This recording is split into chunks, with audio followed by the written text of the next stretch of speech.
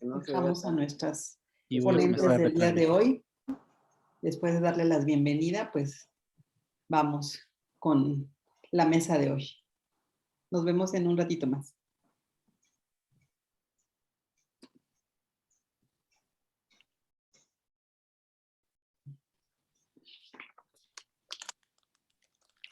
Entonces, ¿quién coordina hoy? Ere. ¿Qué tal? Muy buenos días. Bienvenidas y bienvenidos a nuestra sexta y última sesión de nuestro seminario de los desafíos de COVID y desde el sentido común. Tenemos el gran gusto de haber generado un debate muy interesante a lo largo de estas sesiones que estarán grabadas en nuestras redes y a las cuales pueden acercarse en el Facebook Red Latinoamérica en Movimiento, Miradas Psicosociales. Bueno, para nuestra sesión de hoy vamos a tener un breve homenaje y unas palabras de apertura y más adelante me permitiré presentar a nuestras ponentes, así como cederles el micrófono para las presentaciones. Entonces, si ustedes están de acuerdo, voy a dirigir unas brevísimas palabras, 2 minutos, y de ahí abriré los micrófonos a quien quieran sumarse a este homenaje en poesía, en palabras, en dedicatorias, en canciones, en cualquier expresión estética que ustedes gusten. Miren, nos dice el escritor Carlos Fuentes, qué injusta, qué maldita, qué cabrona la muerte que nos mata a nosotros, que no nos mata a nosotros, sino a los que amamos. Y en palabras de la madre de la tanatología moderna, Elizabeth Kubler-Ross, nos dice que la vida es muchas cosas, pero jamás fácil, y que esto es una realidad más que una queja. En esta pandemia de la que hemos reflexionado a lo largo de nuestro seminario, pues sí estamos en una situación de emergencia que nos ha trastocado el cotidiano de múltiples formas. Lo que está pasando, efectivamente, no es normal, y no es como estamos acostumbrados a nuestro día a día habitual. Y tampoco tenemos muy claro todavía cómo esto que sucede nos va afectando de múltiples formas. Hemos hablado ya a lo largo del seminario que las emociones no son privadas, sino públicas, que se comparten, se tejen en común, y que han sido un pilar de la evolución a lo largo de la historia de nuestra especie. Esto dicho, nadie tiene la vida comprada, pero estamos ante una pandemia novedosa, aprendiendo a hacerle frente como humanidad.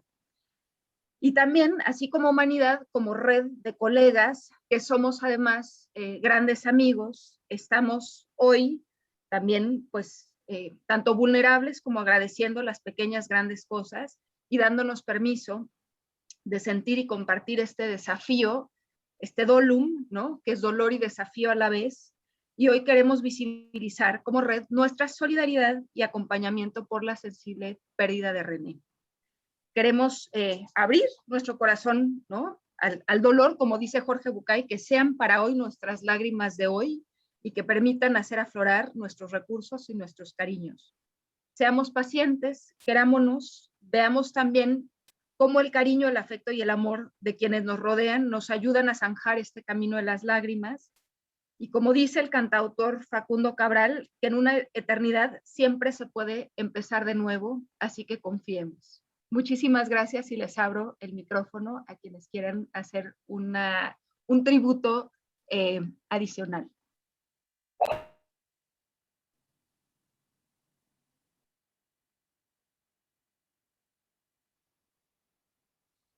Adelante, Fátima.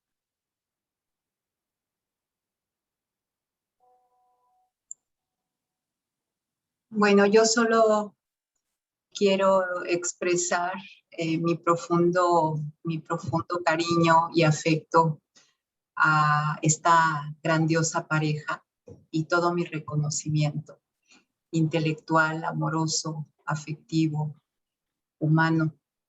Y creo que parte de lo que nos toca es seguir su legado, continuar con la fuerza que ellos desde mucho tiempo antes nos referenciaron. Y creo que esa es el mejor regalo que podemos otorgar, que es continuar pensando revolucionariamente y deconstruyendo todo aquello que injustamente se ha plantado en este mundo. Y creo que eso es lo que tenemos que hacer. Mi más profundo cariño y amor para esa pareja única. Un abrazo.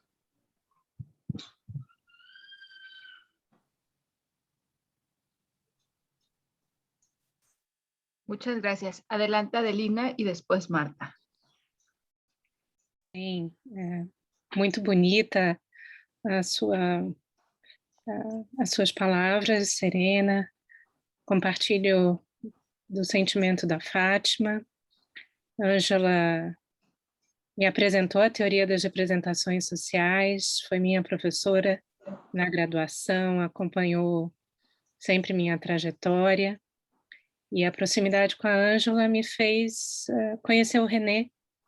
Então, de fato, mais que um casal, uma família, muito admirada e muito querida, e eu acredito que é uma pequena homenagem a essa família e também a todos que perdemos, né? Não só nessa pandemia, mas que valem também o nosso carinho, né? Obrigada. Pues yo me quiero unir a este afectuoso homenaje a René y pues este abrazo cariñoso a Ángela también, porque bueno, pues no somos solo una red de académicos y académicas, ¿cómo decirlo?, que solamente nos une los intereses científicos y académicos, sino que somos también muchos de nosotros amigos de muchos años, ¿no? Entonces, pues desde ahí, desde este espacio también es mucho eso y pues un abrazo muy, muy cariñoso y un recuerdo también para René, que bueno, siempre fue una persona muy alegre, con un gran corazón. Adelante, Juana. Igual, solo creo que habría tanto que decir, ¿no? Justamente por lo que señala Marta, son años de tener algunos momentos a lo largo de estos años, situaciones, solidaridad de parte de ellos, todo el afecto, todo el cariño, toda la alegría, ¿no? Ha sido un privilegio poder verlos, tenerlos, compartirlos, y pues solamente mandar todo mi cariño, todo nuestro cariño y solidaridad a Ángela, y nuestros pensamientos, los más bonitos, son para René. Y bueno, pues nos deja grandes cosas que atesoramos en nuestro corazón, y bueno, eso nos acompaña y nos da fuerza también. Que así sea para todos sus familiares. Adelante, Francisco. Oi para todos, para todas. Então, queria deixar aqui também uma homenagem ao René, essa figura, né, de uma alegria, de uma generosidade, uma pessoa agregadora. Né? Eu conheci René pela Ângela, né? E a Ângela eu conheci quando entrei na FRJ como professor. E me lembro, né, da forma absolutamente carinhosa que ele atendia o telefone sempre que eu ligava para a Ângela. E falava alto: Chico, como é que vai? Parecia que nós éramos abraçados naquela fala. Assim, né? Alguém até observou isso numa homenagem lá no site. E além, né, dessa generosidade, desse gosto pela vida, dessa alegria assim, muito própria do René, além da questão também da luta, né, por uma vida boa para todos, né? Todas as pessoas, né? Essa luta em que eles estiveram envolvidos em um determinado momento de uma forma muito intensa, né? No Brasil, que a gente achava que não ia voltar mais, né? E Então, além disso, eu sempre fiquei muito impressionado com o carinho que havia entre eles, né? O amor ali envolvido, algo muito bonito de se ver que foi se mantendo e sofisticando ao longo da vida, né? Então, acho que é uma perda, evidentemente, muito triste nesse momento, né, de tantas perdas, mas também é assim lembrança de uma potência assim, né, de alegria, de gosto com a vida, de uma relação muito amorosa, muito bonita, né? Então, fica minha homenagem a ele e meu abraço carinhoso à Ângela, essa pessoa maravilhosa aí que eu trabalhei um bom tempo na FRJ e que felizmente podemos também continuar nossa amizade.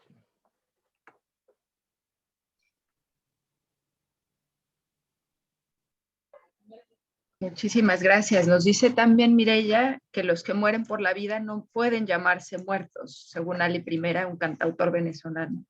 Con mucho cariño, pues lo abona este canto poético en homenaje a René y a Ángela. Adelante, Silvia. Bueno, yo quisiera, para expresarle a Ángela todo nuestro sentir, leerles un poema que, conociendo cómo era René, creo que él hubiera escrito. Dice: no he muerto, solo me fui antes y no quiero que me recuerden con lágrimas, como aquel que no tiene esperanzas. No he muerto, aunque mi cuerpo no esté, mi presencia se hará sentir. Seré el silencio de nuestro hogar que tanto compartimos. Seré la brisa que besará sus rostros. Seré un recuerdo dulce que asustará su memoria. Seré una página bonita de su historia. Perdón a todos, tomé únicamente uno de los trenes anteriores y se me olvidó decirles: no he muerto, solo me fui antes.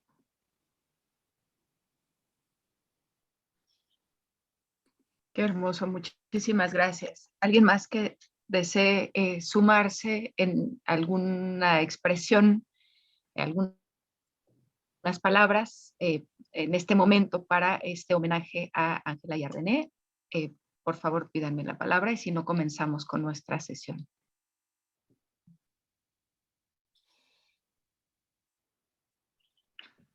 Pues bueno, creo que vamos a continuar, ¿no? Este es un breve espacio que tomamos porque nos interesa justo mucho visibilizar esto, ¿no? Que somos una red, pues, que se arropa, que se acuerpa de múltiples formas, mucho más allá de la académica, que tejemos en estas múltiples dimensiones, con muchísimo cariño. Pues quizá vamos ahora sí a dar paso a esta sexta sesión, ¿no? De nuestro seminario de sentido común y desinformación, que se intitula Representaciones sociales y género en contextos situados. Si entiendo bien, comenzará la presentación la doctora Marta de Alba y después le cederé el micrófono a la doctora Fátima Flores. Voy a permitirme presentar muy brevemente a la doctora Marta Lilia de Alba González. Ella es profesora investigadora de tiempo completo, titularse en la Universidad Autónoma Metropolitana, en Iztapalapa, en el Departamento de Sociología, en la licenciatura en Psicología Social. Es miembro del Sistema Nacional de Investigadores desde hace muchísimos años. Su formación académica es de doctorado en Psicología Social por la Escuela de Altos Estudios en Ciencias Sociales de París, maestra en Psicología Social por la misma institución, tiene una especialización en Psicología Ambiental en la Universidad René Descartes, también en París, y es licenciada en Psicología Social por la Universidad Autónoma Metropolitana en Iztapalapa. Pues cuenta con múltiples publicaciones, una trayectoria de docencia también muy importante, y sin más, le cedemos el micrófono para su presentación. Adelante. Gracias, Erendira. Pues un saludo a todas y a todos. Llegamos a la última sesión de de nuestro seminario. Yo creo que todos muy contentos y contentas porque, pues bueno, ha sido muy fructífero, ha sido una buena oportunidad de intercambiar lo que estamos haciendo, lo que estamos pensando, ¿no? Yo voy a presentar algo, bueno, me gustaría platicar con ustedes, reflexionar, porque este espacio ha sido eso, pues una reflexión conjunta, un intercambio conjunto sobre algo que he venido trabajando en los últimos tiempos, que es la relación entre representaciones sociales y la noción de curso de vida.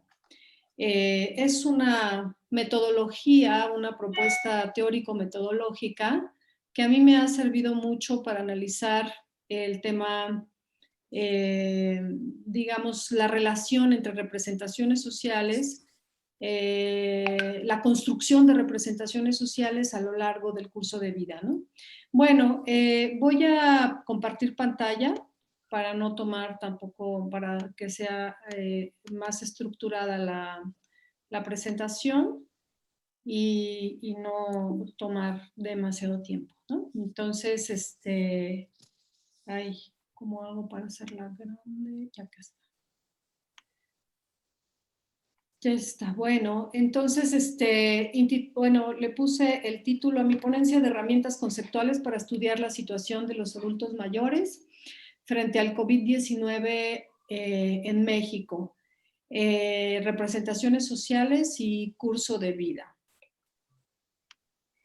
Los objetivos de esta presentación son, como ya dije, relacionar la teoría de las representaciones sociales con la noción de curso de vida, como una herramienta conceptual, la combinación de ambas, para el análisis de las representaciones sociales de objetos de estudios que involucran experiencias de vida a lo largo del tiempo.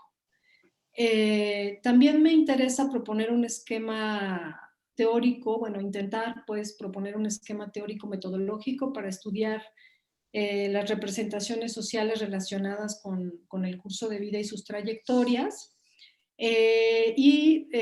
Como ejemplo, me gustaría aplicar el esquema a un caso de estudio, que es las representaciones sociales del COVID-19, elaborada por una persona adulta mayor, tomando en cuenta el contexto de su experiencia, es decir, el contexto en el que se sitúa la persona en el momento de la entrevista y la narrativa de sus trayectorias vitales, ¿no?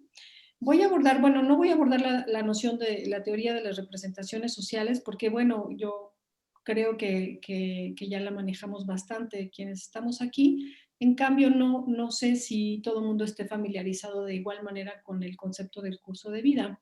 Este es una noción, como les digo, una aproximación teórica metodológica propuesta por Glenn Elder, y que ha sido ampliamente utilizada y trabajada en diferentes áreas, y se ha utilizado particularmente en el estudio del proceso de envejecimiento, ¿no? Podemos decir que el curso de vida es un proceso organizado por las trayectorias de vida que están vinculadas, por un lado, con los roles sociales. Sí, por ejemplo, la familia, el trabajo, la educación.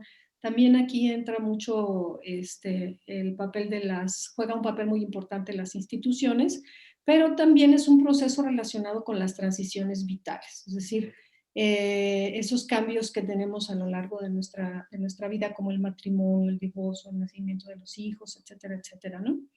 El curso de vida también está muy relacionado con ciertas decisiones o elecciones que pueden producir, que hacemos a lo largo de nuestra vida y que pueden producir lo que Glenn Elder llama puntos de inflexión o turning points, que son importantes, momentos importantes, esas decisiones que tomamos y que pueden cambiar el rumbo de nuestra vida, como por ejemplo decidir ir a vivir a otra ciudad, tomar un trabajo específico, que no es un trabajo común y que nos lleva pues a reestructurar, no sé, nuestras relaciones sociales, hacer cambios importantes, ¿no? Hay ciertos principios fundamentales con los que trabaja la noción de curso de vida. Una de ellas es que el desarrollo humano y el envejecimiento son procesos que comprenden la vida entera de la persona. Esto es importante porque el curso de vida propone que cuando nosotros analizamos, por ejemplo, la situación actual de una persona, eso quiere decir que no es que esta situación se relaciona, no es que sea el resultado directo como una relación de causa-efecto mecánica entre el pasado y el presente, pero digamos que muchas de las cosas que nos están sucediendo tienen que ver con nuestras trayectorias vitales y, como dije, con estas decisiones. Entonces, es como ver, digamos, la situación de una persona de una manera como en el tiempo, digamos. Si bien estudiamos la situación de una persona en un momento determinado, hay que analizarla como en perspectiva hacia el pasado y probablemente también hacia el futuro como proyecto, ¿no? Entonces, este es un punto fundamental en el curso de vida. Y me parece que la relación con las representaciones sociales empieza a verse más claramente a partir de los siguientes principios, ¿no? Uno de los principios es que las personas somos agentes activos en la construcción de nuestras vidas, ¿no? Y yo creo que aquí hay una relación estrecha con las representaciones sociales, sobre todo en lo que concierne a la toma de decisiones. Por ejemplo, nosotros, bueno, la teoría de las representaciones sociales tiene mucho que ver con esta toma de decisiones, es decir, vamos a decidir, no sé, cambiar de casa en función de las representaciones sociales que tengamos de cierto entorno en el que queramos vivir, no solamente de las representaciones, esa decisión no solamente depende de las representaciones sociales, obviamente, pero estas juegan un rol importante, ¿no? Y también las representaciones sociales no solamente de un objeto en cuestión, sino muchas representaciones sociales que se interrelacionan para tomar ciertas decisiones o para actuar de cierta manera, ¿no? Otro principio del curso de vida es que la vida está moldeada por los tiempos y los lugares históricos, ¿no? Y sabemos muy bien que el contexto histórico y cultural es muy importante para la elaboración de las representaciones sociales, ¿no? Otro punto es que en el curso de vida hay que considerar que las vidas están interconectadas, es decir, no nada más vamos a analizar la vida de una persona como si fuera una persona aislada, sino digamos una persona que está inserta en ciertos mundos sociales, en ciertos contextos, en relaciones institucionales, etcétera, etcétera, ¿no?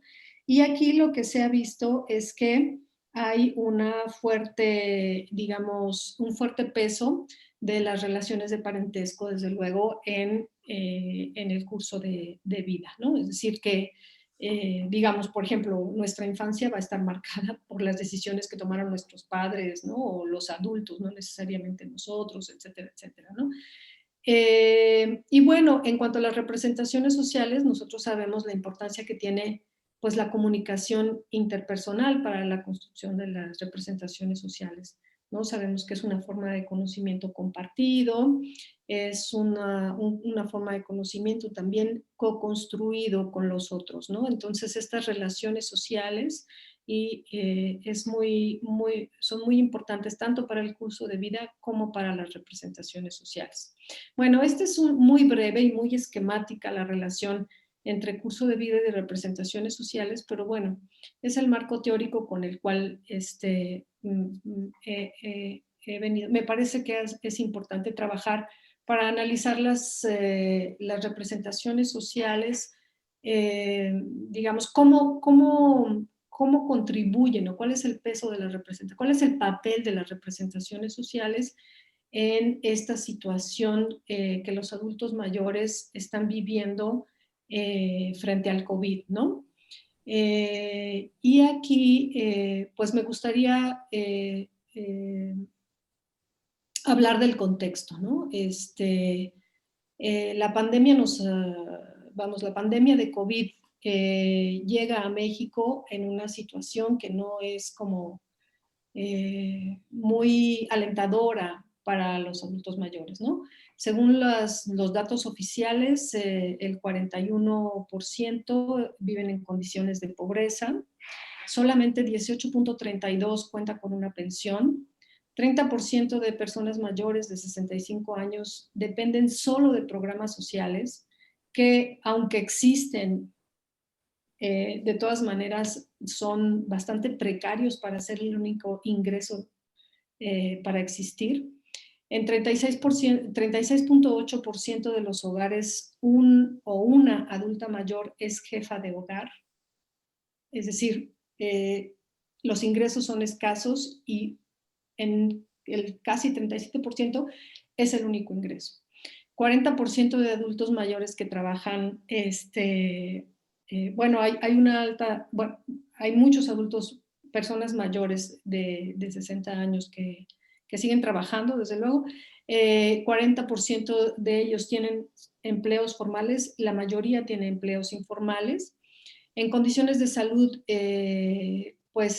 la población adulta mayor presenta multimorbilidad relacionada con una alimentación inadecuada.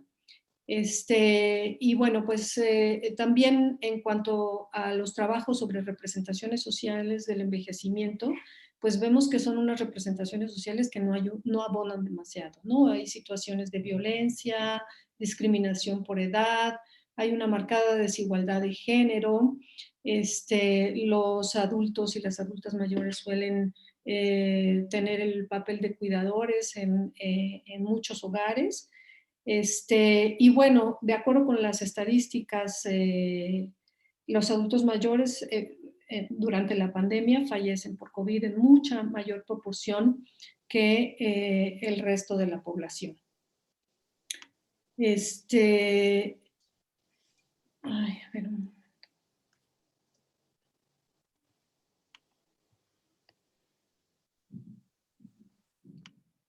Bueno, para las personas mayores de 60 años, digamos, la manera, digamos, como el gobierno, las políticas de gobierno en cuanto a la protección de la población, pues, digamos, no todo el mundo pudo ajustarse a eso, ¿no? Para la mayor parte de la población que vive al día, pues el quédate en casa era un privilegio, ¿no? Entonces, y como ya lo mostré, bueno, muchos adultos mayores tuvieron que seguir saliendo a las calles a trabajar. No era la población de mayor contagio, pero sí es la población que cuenta con mayor número de defunciones, ¿no? Entonces, bueno, en esta situación, en este contexto en el que se encuentra, se encuentra la población adulta mayor en la situación de pandemia, pues yo quise empezar a hacer un poco de trabajo de campo y tal, y entrevisté, voy a presentar el caso de, porque bueno, pues no hay demasiado tiempo, de una persona, digamos, que tiene que salir a trabajar, ¿no? Es una persona adulta mayor que tiene que salir a trabajar, ¿no? Entonces, se trata de un señor, Celso, de 74 años, que es cuidador y lavador de autos en las calles de Coyoacán. Digamos que aquí lo que yo hago es hacer como, digamos, en el proceso de envejecimiento es como multifactorial, ¿no? Entonces, la situación de los adultos mayores depende de muchas cosas, su calidad de vida depende de muchas cosas y su manera de afrontar la pandemia es muy compleja, ¿no? Depende, por ejemplo, de su trayectoria laboral, que está relacionada con sus ingresos, de la situación de salud, de si reciben apoyos, cómo están insertados en las redes institucionales, de sus niveles educativos, del medio ambiente, de cómo usan su tiempo libre y de sus relaciones sociales, ¿no? Entonces, en el caso de Celso, bueno, es una persona que tuvo niveles educativos, solo, él mismo se cataloga como analfabeta funcional, porque solo cursó estudios de primaria, apenas sabe escribir su nombre y firmar documentos. Y eso hizo que a lo largo de su vida siempre tuviera como empleos informales. Entonces fue, al inicio, es originario de Puebla, y al inicio se dedicó al campo, pero debido a la situación en el país de la falta de apoyo a la actividad agrícola, él salió del pueblo, migró hacia la ciudad cuando tenía 20 años y empieza a tener una serie de empleos informales, ¿no? Primero fue chofer, y una vez que ya no pudo conducir, empezó a ser cuidador y lavador de coches en las calles, sobre todo de Coyoacán, porque ahí es donde él empezó a conocer a más gente, y ahí es donde habían estado sus empleadores como anteriores como chofer, ¿no? Su situación de salud, bueno, pues es precaria, o sea, a sus 74 años, con esta carga, digamos, de trabajo muy física, tiene problemas para caminar, se desplaza con bastón, no puede caminar mucho, y sin embargo, bueno, tiene problemas, ya no escucha de un oído, ya no ve de un ojo, tiene problemas de hipertensión, etcétera, etcétera. Y aún así, bueno, se levanta todos los días y hace un recorrido para pues ofrecerle a la gente lavar sus coches, etcétera, etcétera, ¿no? Una jornada de trabajo intensa le deja 89, el equivalente a $89 al mes. Y, digamos, complementa su salario con los $64.5, que es los apoyos que da el gobierno federal a las personas mayores, ¿no? Entonces, bueno, él platicando su vida cotidiana, vemos que pues esto le alcanza pues, para muy pocas cosas, y aún así intenta ahorrar, tener un extra ahí cada mes por si llega a enfermarse, ¿no? Es una persona que vive sola, es divorciada, bueno, separado desde hace 9 años, porque sus hijos y su esposa de repente se convirtieron a otra religión, y él no quiso convertirse a esa religión, entonces empezaron a tener como muchas diferencias por los aspectos de religiosos. Él es profundamente católico, entonces eso hizo que los hijos y la esposa se fueran a vivir a otra ciudad e hicieran como vida aparte. Bueno, eso es lo que él comenta. Y en realidad él está solo actualmente, solamente hay 2 vecinos con los que convive, bueno, más o menos, y bueno, tiene una interacción muy, muy, ¿cómo decirlo?, frecuente en el espacio público, pues porque es su trabajo, y ahí pasa la mayor parte del tiempo, ¿no? Entonces, bueno, voy a resumir así muchísimo lo que fueron sus representaciones sociales y todo lo que tiene que ver con COVID. Lo que yo puedo decir después de esta entrevista es que realmente Celso no ha generado unas representaciones sociales del COVID, de la pandemia ni del virus, que le permitan protegerse, ¿no? Hay mucho pensamiento mágico, sobre todo lo que tiene que ver en torno a las enfermedades, ¿no? Por ejemplo, él atribuye las enfermedades más bien como a cuestiones de hechicería, a que alguien le hace mal de ojo porque le tiene envidia, etcétera, y no necesariamente no tiene, digamos, una visión medicalizada de las enfermedades, ¿no? Entonces, siempre se ha curado con remedios caseros, o va a su pueblo a curarse con una curandera. Y bueno, entre eso, entre que él tiene poco conocimiento y pocas herramientas de conocimiento, digamos, formal, que le permitan comprender qué está sucediendo con este virus, ¿no?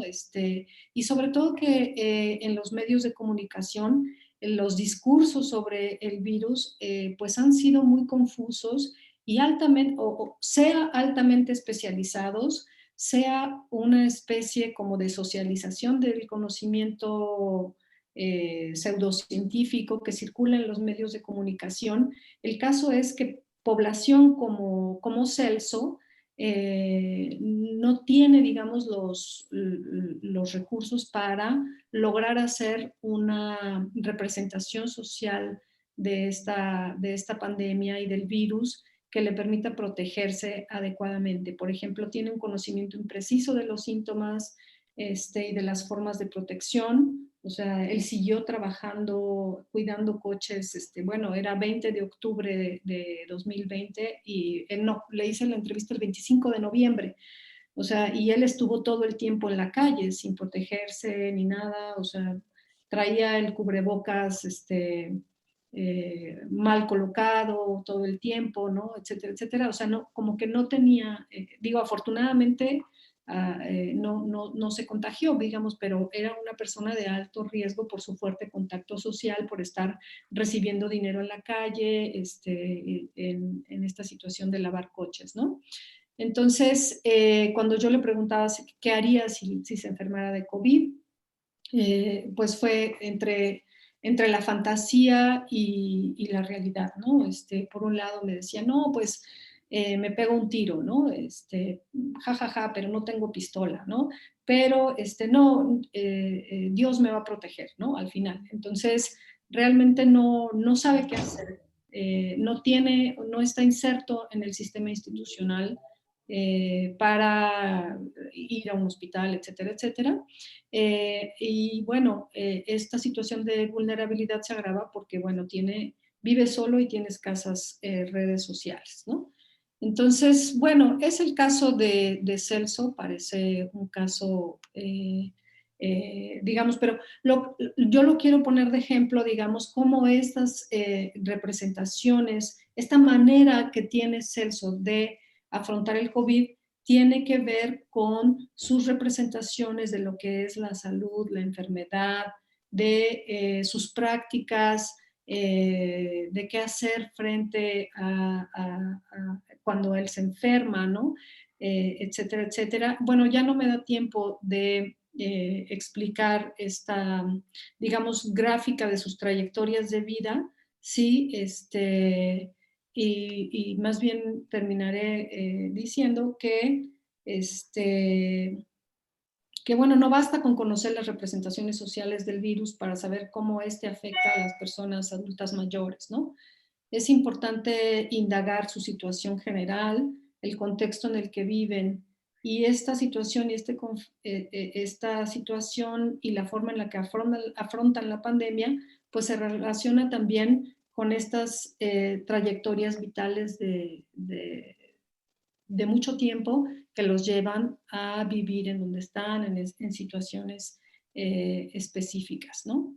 Bueno, pues hasta aquí mi reflexión y dejo la palabra para entrar a la discusión o dejarle la palabra a Fátima y hacer la discusión después, no sé cómo.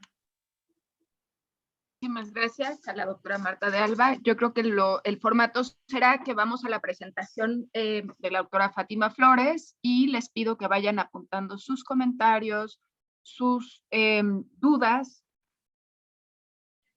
tanto en el chat de YouTube, en el chat de Facebook y quienes estamos en el aula por Zoom, también si son tan amables. Me voy a permitir también muy brevemente, y disculpen ustedes, tanto a la doctora Marta como a la doctora Fátima las presentaré muy brevemente, no me estoy yendo a leer algunas de sus publicaciones, pero verán que cada una tiene libros muy interesantes, artículos, ponencias, entonces pues les invito a profundizar en explorar sus trayectorias en las redes sociodigitales, encontrarán muchos datos respecto a cada una de ellas. Muy brevemente presentaré también a la doctora María de Fátima Flores Palacios.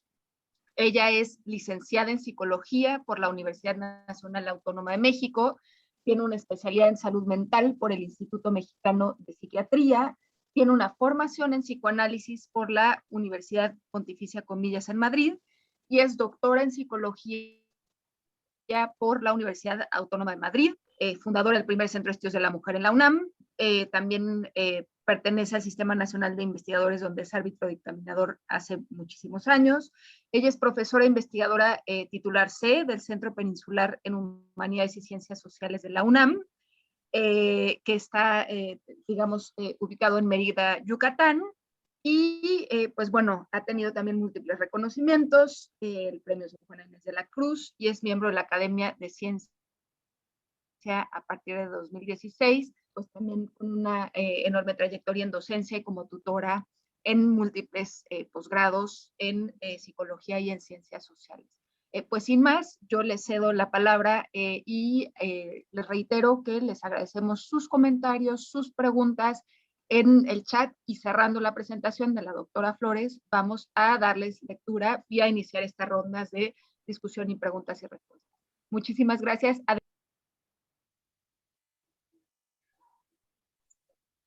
Muchas gracias, querida Erendira, por la presentación. Y pues me da un enorme gusto compartir este espacio con todas ustedes y todos ustedes, todas y todos, con Marta también, por supuesto, que me acaba de anteceder la palabra. Y bueno, yo quisiera hacer una reflexión. No nos da tiempo de hablar todo lo que uno quisiera comentar, ¿no? Pero intentaré ser muy puntual en alguna lectura, desde una lectura feminista de la pandemia COVID-19, y hablar justamente de la subalternidad, que en parte ahora estaba perfecto lo que acaba de presentar justamente Marta de Alba, porque el caso de Celso entraría perfecto en un ejemplo de subalternidad en este contexto de un mundo tan injusto, en donde justamente tenemos que seguir en este camino, ¿no? Y creo que una de las funciones de nuestro, digamos, no función, sino uno de nuestros compromisos en esta red es justo luchar por la justicia, ¿no? Por un mundo mejor. Así es de que vamos a compartir, por favor, la que sigue.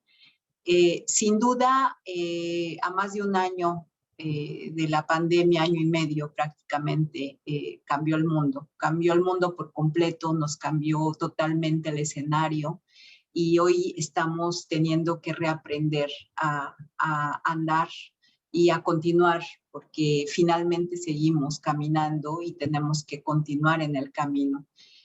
El punto es que todavía hoy no sabemos bien a bien quién responde ante nuestra incertidumbre, ¿no? Porque quienes deberían no lo hacen, y nuestra fragilidad y el hartazgo colectivo que cada vez sufrimos más y padecemos por todo lo que ha implicado el impacto de esta pandemia, no solamente en términos de lo que es la salud física, sino también la salud psíquica, la salud emocional, y lo que ha implicado en el desarrollo de la interacción social.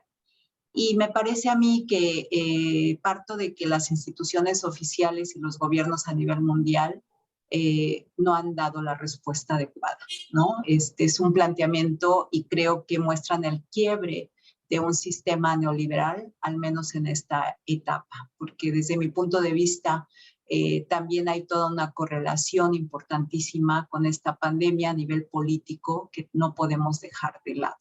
Y esto creo que es un punto de posicionamiento importante para mí, que es, no estamos hablando de una pandemia en términos solamente sanitario, sino estamos hablando de una pandemia en términos de implicaciones sociopolíticas, ¿no? Y de agudas tensiones en lo que implica, sobre todo para las personas que se encuentran en la subalternidad. Pero no solo, ¿no? Particularmente, además, para las mujeres ha significado una situación de un impacto terrible y profundamente en crisis, Por lo tanto, hoy tenemos que, además de sobrevivir, tenemos que buscar nuevos mecanismos de afrontamiento y de interacciones sociales en donde vamos a tener que recuperar una cierta confianza que ahora vamos a ver. La que sigue, por favor. En América Latina, por ejemplo, las consecuencias de la pandemia, y por eso decía yo, es muy importante relacionar la pandemia con el impacto en el mercado laboral y la pérdida de ingresos asociada a esta situación, ¿no? Ahí tenemos unos datos que son interesantes porque los aumentan el índice de pobreza cada vez más y la pérdida del ingreso está sumamente atravesada por esta circunstancia en donde Argentina, Brasil, México se encuentran entre los más altos, ¿no? Y creo que la carga más alta de COVID además se observa entre los pobres. Y la mortalidad por COVID es más alta que la mortalidad ordinaria entre la población de 30 a 69 años y más frecuente entre los hombres, entre aquellos con menor nivel educativo que el promedio nacional, es decir, el 71% entre los que han completado la escuela primaria o menos y entre quienes no tienen acceso a la atención médica. Y esto nos va llevando a comprender pues que en América Latina el COVID está altamente relacionado y correlacionado con un tema de la pobreza y de la precariedad. La que sigue, por favor. Creo que desde este punto de vista las disparidades son muy claras, ¿no? El 78% de la población indígena no tiene seguridad y el 55% de la población no indígena igualmente no tiene seguridad en nuestro país. Del 65% de la población de 12 a 29 años sin acceso a la seguridad social, 39% de la población migrante no cuenta con prestaciones médicas. Y en este caso empezamos a ver que las disparidades impactan más fuerte. Las mujeres tienen menor salario por hora que los hombres. Y en la formalidad y en la informalidad respectivamente. Sin considerar al sector agropecuario, la tasa de informalidad para las mujeres es de 56.6 y la de los hombres de 48. Entonces empezamos a ver estas disparidades que se atraviesan a partir de esta situación sociopolítica que ha impactado el tema de la pandemia. La que sigue, por favor. Veamos entonces en la siguiente cómo la feminización de la supervivencia es clara, ¿no? Cuando las mujeres además regresan al espacio privado, que hay que decirlo, habíamos ganado mucho terreno en el espacio público, pero las desigualdades históricas se suman entonces a las desigualdades emergentes de la pandemia. El impacto es claro y las mujeres retornan al espacio privado, entonces a desarrollar nuevamente mucho del trabajo que de alguna manera habían reubicado o se habían podido hacer cargo sus pares, otras personas o ellas mismas, pero también tenían un espacio en el público. Sin embargo, la pandemia, por eso digo que las mujeres regresan a este espacio privado y entonces estas desigualdades históricas se vienen sumando a las desigualdades emergentes de la pandemia.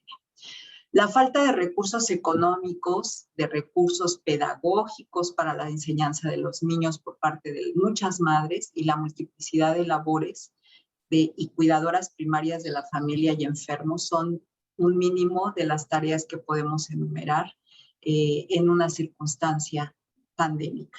De estas condiciones privadas, nadie se hace cargo, porque el Estado no responde.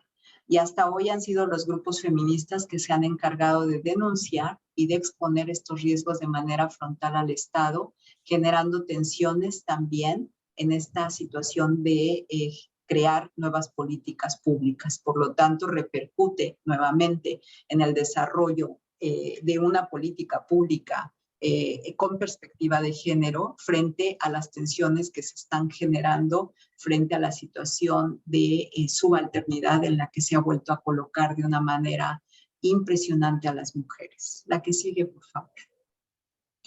¿Cuáles han sido los factores de riesgo en el impacto del COVID? Bueno, sin duda, el aumento de la violencia experimentada se asoció con la reducción de ingresos en la familia, ¿no? Lo que veíamos anteriormente. Y aumentó el riesgo de consumo problemático de alcohol. Esto lo hemos podido detectar continuamente y el intento suicida se asoció con reducción de ingresos familiares y con el aumento de violencia en la contingencia. Entonces tenemos una situación sumamente vulnerable porque además la disminución de ingresos se asoció con mayor experimentación de violencia, síntomas de estrés postraumático, depresión e intento suicidio. Tenemos estos datos como factores de riesgo que están latentes en el cotidiano de la población y que vamos viendo todos los días cómo se van correlacionando unos y otros. La que sigue, por favor. Por ejemplo, en un contexto situado, ¿no? Como categoría de análisis en la costa, en donde actualmente estoy desarrollando diversos proyectos de investigación, tenemos que hay un riesgo y esas vulnerabilidades de culturas subalternas. Hay unas prácticas desafiantes de autoafirmación de género. Por ejemplo, hemos visto cómo ha incidido el aumento del consumo de la marihuana, alcohol y la cocaína en la costa entre las mujeres y entre los hombres. Ocurre que esta situación también es una situación de alta tensión, de precariedad, en donde vemos comportamientos muy similares entre hombres y mujeres en la zona costera y en donde hay prácticas que desafían la autoafirmación de género por unas lecturas que todavía estamos indagando a qué se refieren. Desde dónde estas culturas subalternas están en una situación totalmente de riesgo y en una vulnerabilidad que lleva a considerar de importancia el trabajar con los jóvenes, con hombres y con mujeres, así como con los pescadores, que además antes de salir a sus rutinas de pesca todos los días, recurren a la marihuana fundamentalmente o a la cocaína para tomar valor, como ellos dicen, y salir a pescar. Muchos de ellos ni siquiera, aunque no crean, es increíble, pero uno de los primeros impactos fue reconocer que incluso muchos de ellos ni siquiera están preparados, no saben nadar y van a alta mar en unas condiciones de alta precariedad. Entonces, creo que esta es otra de las cosas que se suman, el conflicto territorial también en la parte de las costas, es otro de los conflictos, es uno de los temas que estamos trabajando, porque no está claramente delimitado y eso genera mayor violencia entre las poblaciones de la costa. La que sigue, por favor. ¿Cuáles han sido la Red Nacional de Refugios, por ejemplo, para las mujeres? El tipo de violencia hacia las mujeres durante el confinamiento. Sobre todo la violencia física, la violencia emocional y todas las formas de violencia en un 17%. Quiere decir que la Red Nacional de Refugios está trabajando, sin embargo, tampoco cuenta con los apoyos que debería de tener por parte del Estado, y esto ha sido una situación que se ha denunciado permanentemente entre las redes de mujeres y en el movimiento feminista porque estamos solas, ¿no? Y esta es una situación que en realidad tenemos que denunciar frente a las circunstancias que la pandemia ha venido implicando y que coloca a las mujeres en una vulnerabilidad terrible. La que sigue, por favor. La maternidad es otro tema, ¿no? La maternidad vulnerada. En México, las mujeres en condiciones de pobreza generalmente no tienen condiciones para planificar sus embarazos. Y este es todo un tema, ¿no? En otro proyecto que estamos desarrollando en Yucatán, el embarazo temprano ocupa la tercera causa de muerte materna. Y de acuerdo a la OPS, durante la pandemia hasta enero de este año a nivel nacional, se tienen registrados 10.188 embarazadas positivas y 221 defunciones a causa del coronavirus. Quiere decir que, otra vez, esta condición del embarazo coloca a las mujeres nuevamente en una circunstancia de vulnerabilidad a partir de su situación biológica y de su condición de subalternidad como género femenino en una cultura heteropatriarcal. La que sigue, por favor. En esta pandemia, sin duda, estamos todos y todas agotadas. Sin embargo, las exigencias de un mundo androcéntrico y la naturalización de representaciones sociales que están perfectamente ancladas a un sistema heteronormativo continúa justificando injusticias mayormente marcadas en las mujeres. Su salud física y emocional está en riesgo y sus pocas redes de contención y apoyo quedaron en el espacio público. Por eso decía que al regresar al espacio privado han perdido las pocas redes que habían constituido en su espacio público, nuevamente colocándolas en la vulnerabilidad y en una desesperanza que ya no es aprendida, sino es una desesperanza social, real, y que tenemos que darle una lectura política a esa condición. La que sigue, por favor. ¿Cuál ha sido el impacto en la salud mental de una pandemia que evoluciona? Primero, tenemos que, por un lado, las variables de pobreza, desempleo como condiciones han generado un estrés y una ansiedad. Por otro lado, el malestar emocional a través de lo que se genera como estrés y trauma, trastornos mentales y consumo de fármacos altamente, se consume una gran cantidad de fármacos automedicados y manifestaciones graves de emergencias y trastornos a largo plazo. Y por último, en esta secuencia de evolución, las secuelas neurológicas y psiquiátricas por COVID están presentes. De hecho, hoy se habla de una depresión, de un estrés postraumático y trastornos por uso de sustancias y de una depresión COVID-19 en este año a partir de las condiciones que se han vivido.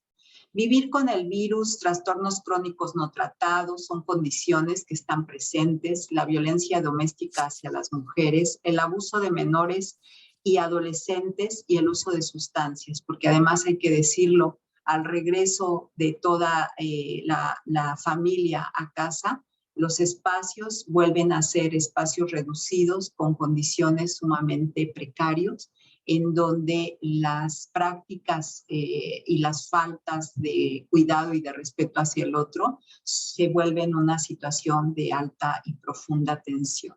Así es de que vemos problemas de sueño, irritabilidad, desesperanza, hipervigilancia que pueden persistir, ser graves e interferir en el funcionamiento normal. Estamos hablando de una sociedad enferma con un malestar emocional profundo, en donde si no ponemos desde ahora las estrategias para tratar de detener estas circunstancias de malestar psicosocial, psicoemocional, estamos frente a una situación bastante grave. La que sigue, por favor. Claro, né? A possível dinheiro, já devolveu, já pegou a segunda. E dia ela colocou, mandou mensagem para a professora, a gente já fez todo. Marcos Silva apagando su micrófono. Gracias. Que bom que eles estão fazendo, né? De alguma forma. Las consecuencias dimensionales, que esto me parece sumamente importante. Hasta ahora, en los diversos proyectos de investigación que estamos llevando en la zona costera, pero también en el contexto urbano de Yucatán, hemos encontrado, por ejemplo, consecuencias dimensionales que ahora tendremos que discutir y que investigar a mayor profundidad. El miedo y la desconfianza, la emoción fortificada desde un seguimiento paranoide, el otro es mi enemigo. Y entonces se vacía de significado positivo de la interacción social, pasando a generar distanciamiento social, lo que trae graves consecuencias exactamente por las condiciones en las que justamente desde nuestra perspectiva en representaciones sociales es fundamental el trabajo de la interacción social pero ya ahora nos plantea nuevos retos. ¿Cómo trabajar la interacción si se han generado un distanciamiento social como una alternativa al cuidado y al contagio del otro? Ahí hay un desafío profundo para la psicología social y particularmente para la teoría de las representaciones sociales. En este imaginario también la muerte como castigo, ¿no? Que me recuerda mucho a las investigaciones que hace algunos años realicé sobre VIH-Sida, en donde el mal comportamiento, el no cuidarte, el no tratarte, el no tener atención, como en el VIH-Sida, implicaba la muerte como castigo en ese pensamiento mágico religioso. Y por otro lado está el distanciamiento social como medida reguladora del cuidado del otro. Y entonces aquí hay una explicación en la producción subjetiva que nos coloca en una circunstancia difícil hacia el reconocimiento del otro, porque hay un distanciamiento que se empieza a naturalizar y que tenemos que pensar desde la psicología social de las implicaciones que tiene en un territorio y en un continuo de estas interacciones sociales. Otro de los aspectos importantes es la desconexión. ¿A qué me refiero? La ironía de resignificar el espacio y territorio propio para mantener el vínculo y la intimidad, ¿sí? Pero ¿hacia dónde conducen estas nuevas prácticas? Y en una investigación de una alumna mía de doctorado, hemos encontrado, por ejemplo, muy interesante, que la sexualidad y el placer de los jóvenes, por ejemplo, se realiza desde el confinamiento y la tecnología ha resultado su aliada. Interesantísimo, porque tenemos ahora nuevas prácticas que también están en los derroteros de lo que implica las consecuencias dimensionales de una pandemia. Y este es otro de los grandes, de los aspectos dimensionales a trabajar, porque entonces hay nuevas prácticas también en la relación entre unos y otros en la interacción social, particularmente entre los jóvenes, donde ciertamente la tecnología es una aliada. Pero ¿y estas qué consecuencias tienen? ¿Qué beneficios acarrean? ¿Cuál es la delimitación? ¿Cuál es el límite entre unas y otras? Creo que por eso las he puesto como dimensiones importantes a atender. La que sigue, por favor. Algunos cuestionamientos. Hasta acá, ¿será que la adaptación a un mundo no relacional físicamente pueda generar nuevos espacios sin que nos delimiten nuestras experiencias y controlen lo poco que se había conquistado de libertad y autonomía? ¿Cuáles deben ser entonces las estrategias a seguir frente a las medidas restrictivas y de imposición que nos alejan de un discurso liberador? Son preguntas que me hago. ¿Y cómo seguir caminando para alcanzar nuestra utopía de igualdad y equidad en un mundo que ha demostrado ser alienante y cada vez más perverso?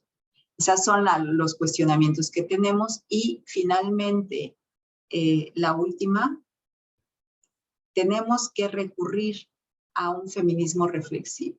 Les invito entonces a pensar desde nuestros espacios solitarios, en nuevas formas y estrategias que nos conduzcan a reivindicar nuestro sentido de autonomía con libertad. La pandemia también puede ser una oportunidad para reestructurar nuestros caminos. Exigir una política clara, no de imposición y de control. Debemos confiar y atesorar nuestros principios éticos desde el feminismo, donde el otro y la otra sí cuentan. Muchas gracias. Muchísimas gracias por estas dos extraordinarias presentaciones. Les voy a pedir ahora sí que digamos que nos empiecen a compartir en el chat algunas de las preguntas que se hayan suscitado tanto en el YouTube como en el Facebook. Y creo que abrimos con una primera ronda de preguntas, digamos, del grupo que estamos aquí en el aula virtual de Zoom. Veo que la doctora Juana quiere hacer una pregunta. Adelante, les demos el micrófono. Les pido que o levanten la mano en físico o virtual, también pongan su manita. Gracias. ¿Qué tal? Agradecerles, la verdad, el seguirnos bombardeando con algunas ideas interrogantes, ¿no? Que hace falta tener presentes. Me impactó mucho, Marta, el escenario de los adultos mayores, tal vez producto de la publicidad gubernamental sobre la idea de los adultos mayores, pues yo estaba convencida de que todos tenían un buen acceso, digamos, a este apoyo, ¿no? Entonces los datos que nos presentas, pues nos hacen ver que sí, que hay una población que está siendo beneficiada, pero que hay otro gran sector de la población que no está teniendo y contando con esos apoyos. Sobre la presentación que haces, no me atrevería no sé si lo has reflexionado un poco, sé que estás apenas como empezando a darle forma a este estudio, pero me preguntaba en qué medida estas ideas, esta conducta en el caso que nos presentas, en el caso de Celso, en realidad detrás hay una representación social, aunque no es la que uno esperaría que tuviera, ¿no? Sino más bien desde este lugar todo lo que revela es justamente, incluso lo conecto un poco con el trabajo que nos presentó Fátima, sobre el pensamiento mágico, ¿no? A lo mejor esta manera de organizar todas estas ideas, pues en realidad constituyen la manera de representarse al COVID, en donde dice, pues, como incluso algún estudiante mío de la licenciatura me decía, ¿no? Es que esa es una invención, ¿no? Eso no existe, ¿no? Y bueno, a lo mejor desde ahí hay una serie de elementos que están dibujando una representación social que no es la que esperaríamos, ¿no? Pero que funciona para explicarse la realidad y para actuar en consecuencia. Entonces, bueno, ese es como algo que me brotó ahora que escuchaba tu presentación. Y también quisiera pedirle a Fátima una reflexión justo sobre esta idea del pensamiento mágico y en qué medida este pensamiento mágico incide en la definición de estas representaciones, porque creo que hay varias en lo que tocas, ¿no? Justo la relación con el otro, la de las mujeres, la de la salud, la de los jóvenes, la de la familia, ¿no? Creo que ahí hay involucradas una gran cantidad y que de alguna manera se entrelazan, pero justo con lo que tú incorporabas, yo me preguntaba en qué medida o qué peso tiene el pensamiento mágico en la definición, elaboración de esta representación. Muchas gracias a ambas. Muchísimas gracias. Les pido que sigan levantando su manita. Tengo por ahí a Fátima. Mireya nos hace llegar un comentario, pregunta. Por redes, las dos ponencias subrayan la relevancia de considerar desigualdades estructurales y subalternidades en la construcción de representaciones que se agravan en coyunturas económicas, sociales, políticas y en catástrofes. De tal forma que nos toca subrayar, problematizar y resignificar la noción social en las representaciones, que de alguna manera es tan genérica que no recoge su complejidad. Les agradezco pues hacer llegar este comentario a la discusión, excelentes presentaciones que reconocen diferentes sujetos, espacios y discursos desde la precariedad. Pues bueno, por ahí está esta invitación a reflexionar acerca de lo social y les cedo, me imagino que para preguntas, el micrófono a la doctora Fátima y ya luego por ahí yo también tengo alguna. Disculpen, después de Fátima, a Raúl le cedo. Yo quería preguntarle a Marta, me gustó mucho su ponencia y quería preguntarte, Marta, ¿cuál sería la diferencia de esta nueva categoría como curso de vida, ¿no? Con experiencia vivida. ¿Cuál sería esta diferencia? Si hay diferencia, ¿no? ¿O por qué hablar de curso de vida? Esa es una. Y la otra era decirte o comentar que, bueno, creo que ya lo hice en la ponencia, que creo que el ejemplo de Celso justamente ejemplifica la vida de muchos millones de personas, ¿no? Y que es como exactamente una situación en donde en donde se alerta de cómo sobrevive la gente en la marginación y cómo de alguna forma estamos hablando de que esa es la realidad de millones de personas en nuestros países, ¿no? Nada más. Gracias.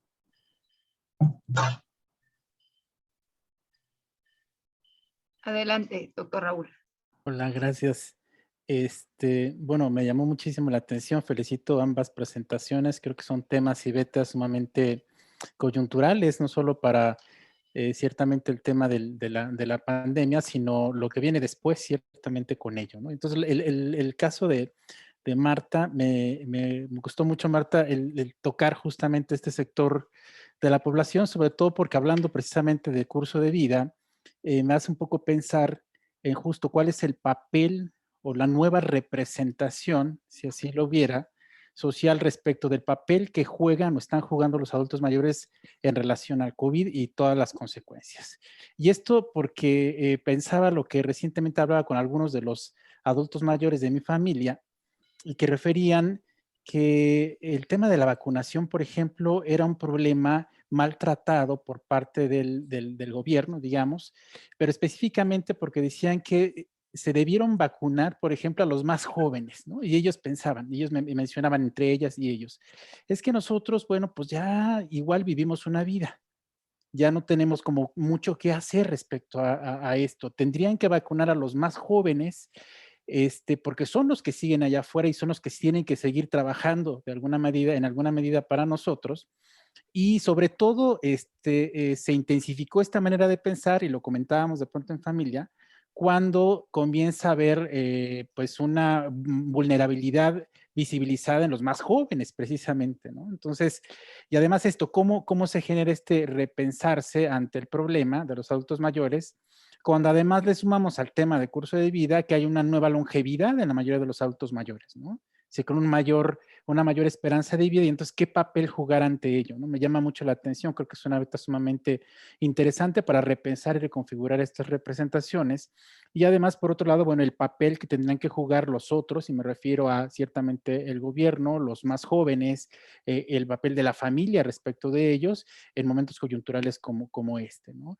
Y al mismo tiempo, esto también lo vinculo un poco con lo que recién presentaba la doctora Fátima, a nivel de cómo se endurece finalmente el tema de la desigualdad en momentos como estos.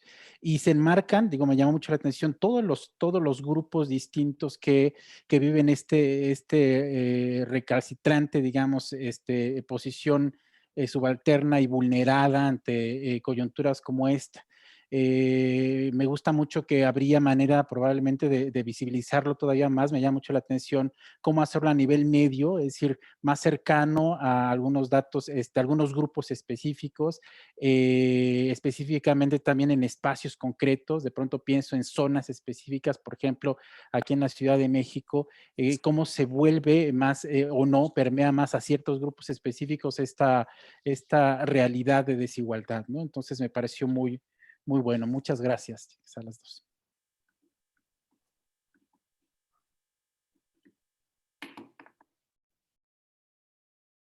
Veo que no hay más. Voy a hacer un par de preguntas también en lo que, pues digamos, ya tenemos varias, pero bueno, al menos para cerrar esta ronda, ¿no? Y ahí se pueden seguir planteando algunos comentarios o preguntas. Invitamos a las personas que nos siguen también a hacerlo, estaremos pendientes. Las dos preguntas o cuestionamientos que yo tengo es, que además felicito a ambas presentaciones, también me parecieron excelentes. En el caso del estudio de Marta y en el caso de Celso, si nos puede hablar un poco más justo de esa diapositiva comité, es decir, cómo ligar, o sea, aquí, mi pregunta es metodológica, ¿no? O sea, cómo poner a dialogar justamente, digamos, el marco del curso de vida con las representaciones sociales y quizás se liga con una de las preguntas que ya te hacían, porque algo que a mí me toca ver mucho es cuando miramos ciclo vital a nivel individual y lo contrastamos y lo comparamos con ciclo vital familiar, es decir, cuando miramos relacionalmente el ciclo vital, cambia muchísimo la comprensión, ¿no? Y aquí, bueno, entiendo que lo social se teje en esa mirada de trayectoria individual, pero realmente cómo, o sea, tiene un poco que ver quizá también con la pregunta que hacía Mireya, ¿no? O sea, cómo poder metodológicamente hacerle frente o hasta dónde responde esta parte como más social o relacional. Esta forma metodológica me pareció muy interesante. Y en el caso de la presentación de Fátima, lo que quiero retomar, digo, en ambas hay mucho que tejer, es la parte del feminismo reflexivo. Me parece que esta pandemia ofrece, ¿cómo decir?, una oportunidad para repensarnos y reconfigurarnos en nuestras identidades y en nuestras relaciones, es decir, en nuestros saberes y en nuestras prácticas, pero, o sea, desde lo íntimo, digamos, ¿no? O sea, como que parte de lo que está planteado en la reflexión y las diapositivas está encaminado como al espacio público, a lo político en lo público, ¿no? Pero en este ir y venir de lo personal y privado, creo que parte de lo que nos ha mostrado la pandemia, ¿no? Esto de la pandemia dentro de la pandemia, pensando en las violencias de género, ¿no? O sea, ¿cómo podemos aprovechar? Por eso me parece tan importante que sea reflexivo desde los feminismos, porque ¿qué miramos en el espacio público? Miramos esta cuarta oleada del feminismo, en la cual se ha hablado mucho, que tiende a ser como muy radical, o es neorradical, por decirlo de alguna manera, que muchas personas como que no tienen una simpatía. Y además creo que también digamos, hay un posicionamiento desde lo público para deslegitimar, hay un aumento de la violencia muy fuerte a las protestas y a las reivindicaciones feministas, pero sí estamos ante ante uno de los movimientos sociales que sigue vigente y que sigue creciendo. Entonces, ¿cómo tejer, digamos, todas estas reivindicaciones y esto personal, político y político personal tan fuerte desde esta reflexividad que también nos permita deconstruirnos? Que, digamos, no solo sea de dientes para afuera, pues, ¿no? Mirando lo que pasa en la sociedad. Yo creo que ahí quizá la pandemia nos ofrece una oportunidad singular, ¿no? Que habría que ir conversando. Pues veo que, no sé si hay, pero si existe, pues me levantan sus manitas, por favor. En el Inter yo creo que les cedemos el micrófono para esta primera ronda de reflexiones y discusión. Adelante. No sé, Fátima, si tú quieres empezar. Ok. Pues muchas gracias por los comentarios. La verdad era la idea dialogar. Bueno, voy a empezar con las cuestiones teóricas. La diferencia entre curso de vida y experiencia de vida. Bueno, la noción de experiencia de vida, la experiencia vivida, está más anclada en la fenomenología, ¿no? Y bueno, si bien es cierto que el tiempo, la dimensión de la temporalidad es importante para la subjetividad, para la experiencia subjetiva, que plantean varios autores, ¿no? Entre ellos, bueno, Schutz, Merleau-Ponty. No, cuando estudiamos desde un punto de vista fenomenológico, es como la situación del aquí y el ahora de la persona, ¿no? Espacio, tiempo como dimensiones de la experiencia como primarias, pero justo esta dimensión temporal se restringe a una experiencia vivida particular. Mientras que la noción de curso de vida toma la vida como un todo, desde el nacimiento hasta el momento en que estamos entrevistando a las personas o analizando sus narrativas, ¿no? Y tiene una visión holística tanto hacia el futuro como hacia el pasado y hacia el futuro, si lo podemos ver. O sea, es como toda la proyección de la vida. Y entonces aquí lo que propone Glenn Elder es que si vamos a analizar un fragmento de la vida de una persona, lo vamos a ver como dentro de ese todo temporal, recuperando el pasado, digamos, y de manera mucho más importante en relación con el contexto histórico y cultural.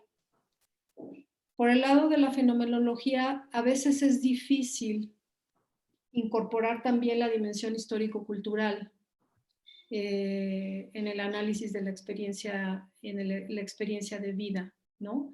Aquí en los principios del curso de vida pues forma parte de, ¿no? Entonces, bueno, es como una diferencia entre dos marcos teóricos que no son excluyentes, porque bueno, finalmente las experiencias van marcando, se viven a través del curso de vida, ¿no? Pero sí hay diferencia, ¿no? De hecho, para mí una está envuelta en la otra, o sea, la experiencia vivida forma parte de el curso de vida. Entonces, en donde el curso de vida, pues es sobre todo el acento puesto en la dimensión temporal y ver la vida como un todo, ¿no? No sé si respondo ahí a la pregunta. Y luego, ¿cómo dialogar entre representaciones sociales y el curso de vida? Bueno, es algo que a mí me empezó a interesar mucho, ¿no? Porque normalmente estudiamos, así como la experiencia de vida, estudiamos las representaciones sociales en un momento determinado, ¿no? En función es decir, representaciones sociales de un tema específico, en un contexto específico, en un momento y espacio, ¿no? Pero mi duda aquí, como ya llevo un tiempo trabajando con adultos mayores, yo me doy cuenta que en el caso de representaciones sociales elaboradas, digamos, a través de una experiencia de vida amplia y hablando de temas que no necesariamente se vinculan con el aquí y el ahora, sino que hay mucho de memoria, etcétera, etcétera, ahí veo que el curso de vida es muy importante para la interpretación de las representaciones sociales, ¿no? En este tipo de temas, como decía, que tienen mucho que ver con objetos que tienen una dimensión temporal importante, ¿no? Entonces, mi cuestionamiento también con el curso de vida es cómo relacionar estas relaciones que se construyen en el plano subjetivo con lo meso, digamos, y lo macro, ¿no? Entonces, y la noción de curso de vida justo permite mucho eso, porque uno observa, me voy a permitir compartir nuevamente pantalla,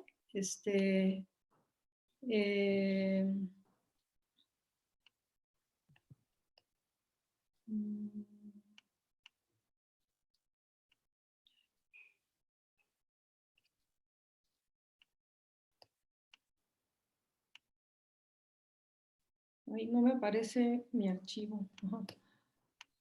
Acá está. Es justo esta gráfica que no...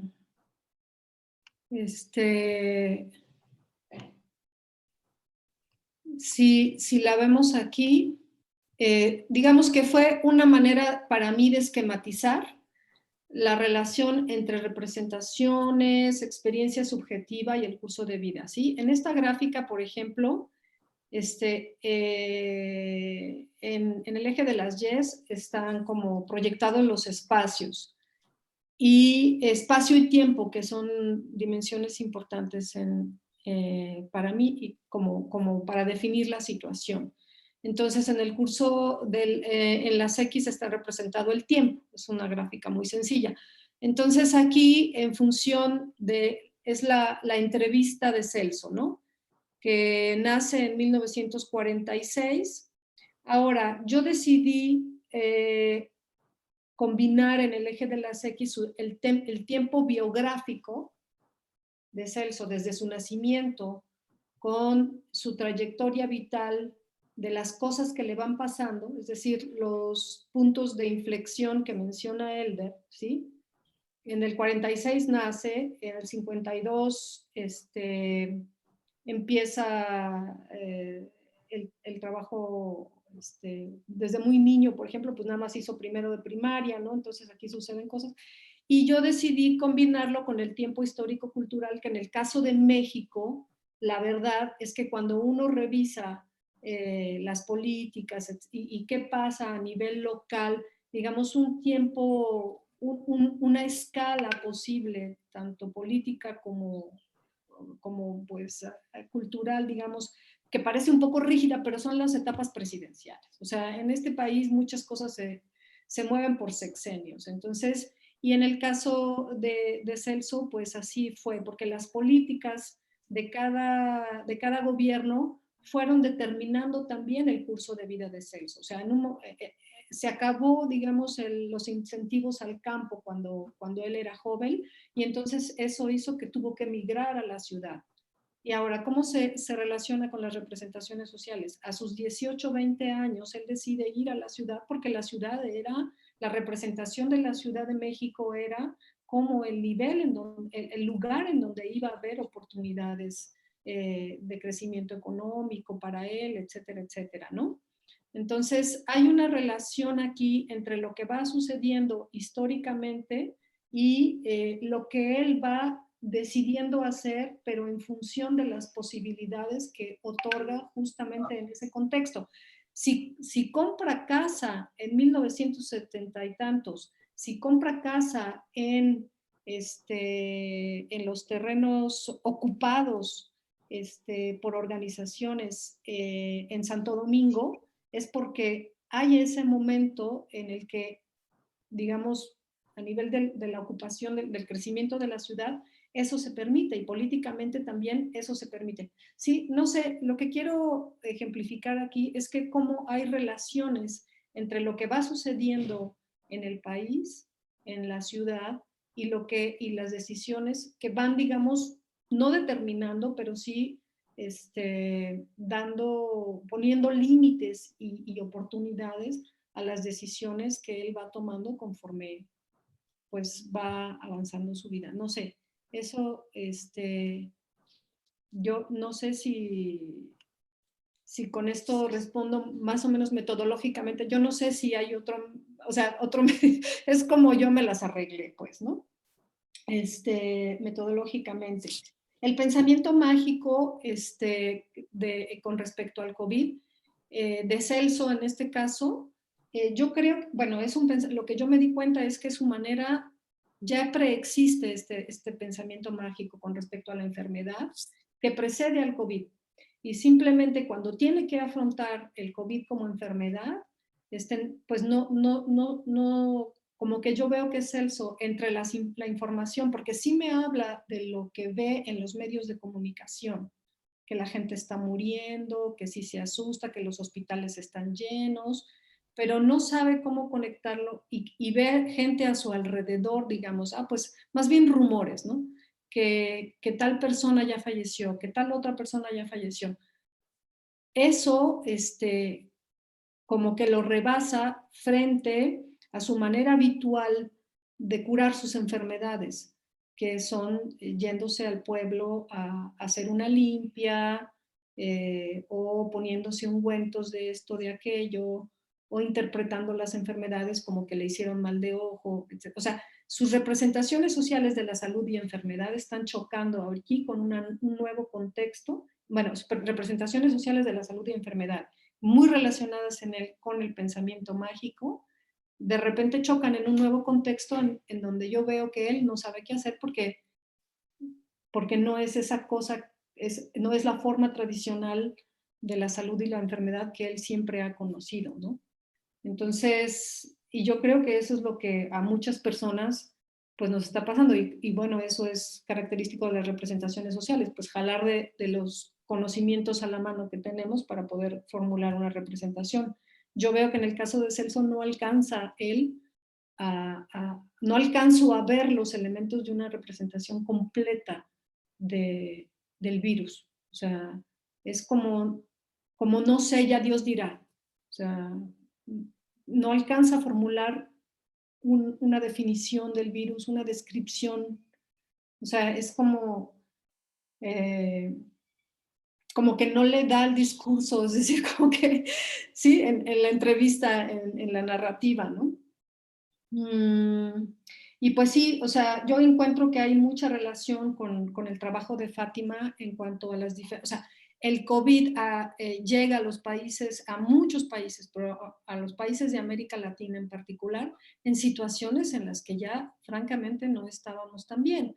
O sea, los niveles de pobreza en México, además en México se combina con una cuestión de transición política. Muchos de los programas sociales apenas estaban pues estaban así cambiándose mucho del esquema institucional, por ejemplo, particularmente el de salud. Es por eso que muchos adultos mayores tampoco se alcanzaron a inscribir al nuevo esquema porque quitaron Sedesol y después entró la Secretaría de Bienestar. Estaban en esa transición cuando llega el COVID y entonces muchos se quedaron a la mitad, ¿no? Entonces, no todos los apoyos llegaron a concretarse pues con las nuevas políticas de gobierno. Pues aquí lo dejo para... Muchas gracias.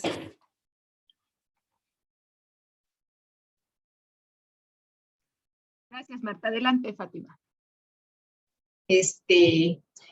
Bueno, voy a meter mi cuchara. Ahí Mireya preguntan para Marta cómo diferenciar las representaciones individuales y sociales en estas perspectivas de cursos de trayectoria de vida, ¿no? Que me parece una pregunta muy interesante, muy ad hoc, pero bueno, esa es para ti, Marta. Entonces, yo creo que ha sido muy interesante, ¿no? Escuchar a Marta y las preguntas que se han hecho nos permiten avanzar un poco más sobre este tema. Yo justo reflexionaba acerca de cómo el pensamiento mágico sigue siendo tan importante en la construcción de sus propias representaciones. Pienso que aluden y más bien retoman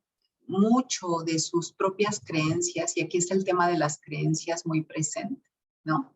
Entonces, creo que tenemos que regresar a analizar el papel que juega la creencia en la representación social, que se constituye como esa fórmula que le permite dar una cierta coherencia a algo que no alcanzan a elaborar, como decía Marta, ¿no? Y que eso me sucede a mí también mucho con las poblaciones, digamos, pues con bajo nivel educativo y que no tienen el recurso ni discursivo, ni incluso ni la posibilidad de repente a veces de hacer estas alianzas cognitivas para poder ejemplificar circunstancias que viven, que creen, pero que no las pueden traducir, ¿no? Y trabajar con esta población es algo maravilloso, porque creo que desde la parte epistémica nos enseñan un montón, ¿no? O sea,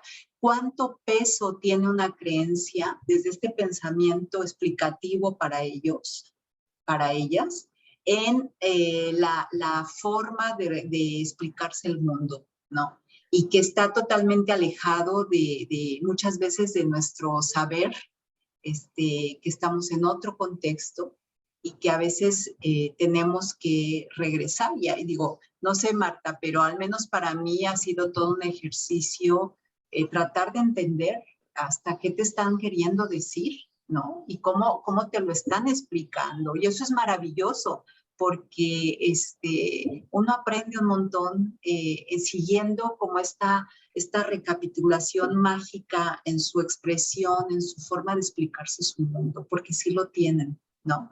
Sí lo tienen, pero no lo tienen en la manera como nosotras quisiéramos o estamos acostumbradas a convivir con ese saber, ¿no? Entonces creo que aquí es otro horizonte de la importancia de ese pensamiento mágico y la creencia en la forma de expresión de su propia realidad. Y esto me encanta porque además nos regresa un poco y nos exige la humildad para trabajar con estas poblaciones y la sensibilidad para podernos quitar un poco del lugar del saber, ¿no? Para entender desde otros discursos que sí les explican su mundo y que más bien como que los ignorantes en ese caso somos nosotros, ¿no? Y creo que esta es una parte muy, muy bonita, porque quienes no entendemos a veces sus discursos, que ellos tienen sus discursos explicativos, somos nosotras, nosotros desde la investigación, ¿no? Y esto es maravilloso. Y por otro lado, creo que también ha jugado mucho lo que hablábamos acá, Silvia, que trabaja con la desinformación, ¿no? Que es ahí políticamente cómo han utilizado este nivel, mientras nosotros lo podemos ver como una oportunidad de conocer su mundo, lo vemos.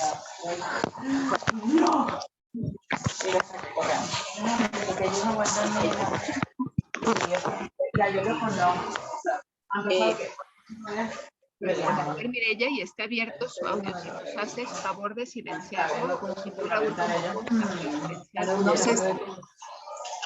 Ay, disculpe.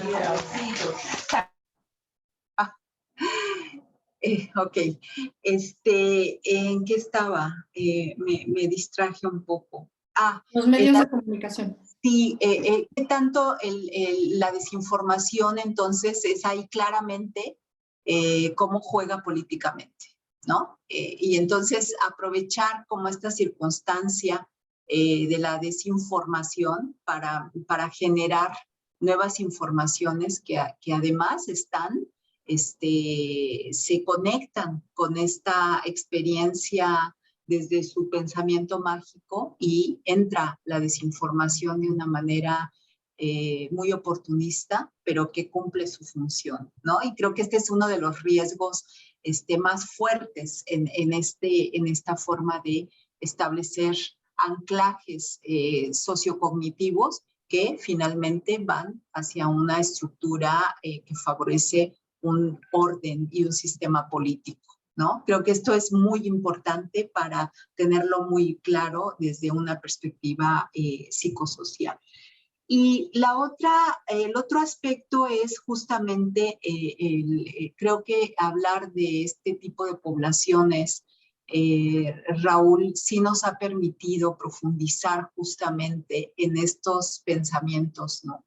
En estas estructuras en donde el contexto situado, ahí se producen interacciones, ahí se producen esas microculturas desde donde se intercambian experiencias, formas, significados, y esas representaciones sociales terminan siendo muy importantes en el anclaje de una concepción comunitaria, ¿no? Eso lo he podido observar directamente en las comunidades de la costa, en donde pueden cerrar el acceso a la comunidad por miedo, y entonces cierran el acceso hacia los de fuera, porque los de dentro se atrincheran y construyen sus propias representaciones como mecanismos de defensa también colectivos, ¿no? Y esto es muy interesante también. Entonces, creo que trabajar desde los contextos situados nos permite profundizar, nos permite entender estos procesos más finos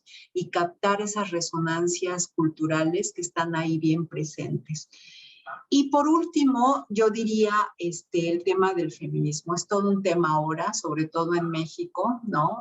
Con la famosa ola verde y las diferencias generacionales entre nosotras, ¿no? O sea, tenemos toda una discusión en el feminismo, porque nosotras representamos, digo yo, represento, o soy una, no represento a nadie, perdón, soy una persona que pertenece a esa tercera ola del feminismo, ¿no?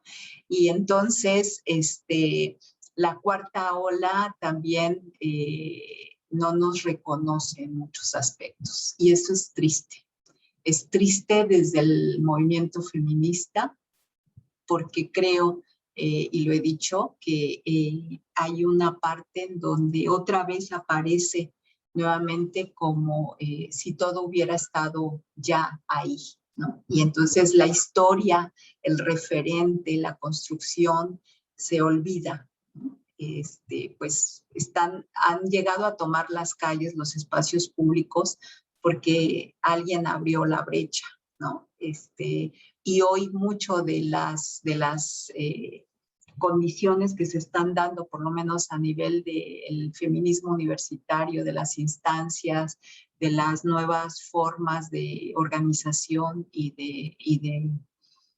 de organización del feminismo, trae muchas consecuencias, ¿no? Y hay toda una circunstancia, pero yo no me desanimo, ¿no? Estamos trabajando sobre la historia del feminismo en México muy fuertemente.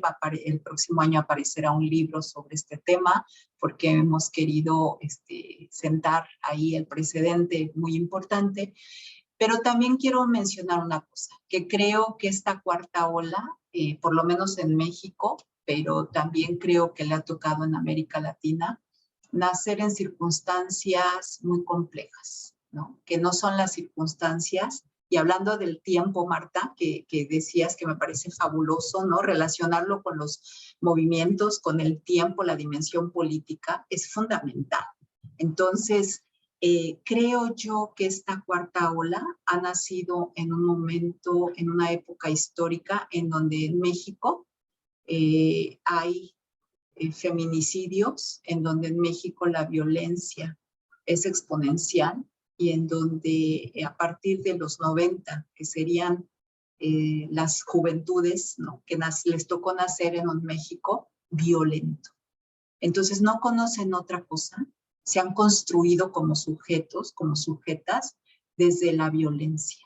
Y su referencia en el espacio público es la no libertad, la injusticia y la violencia.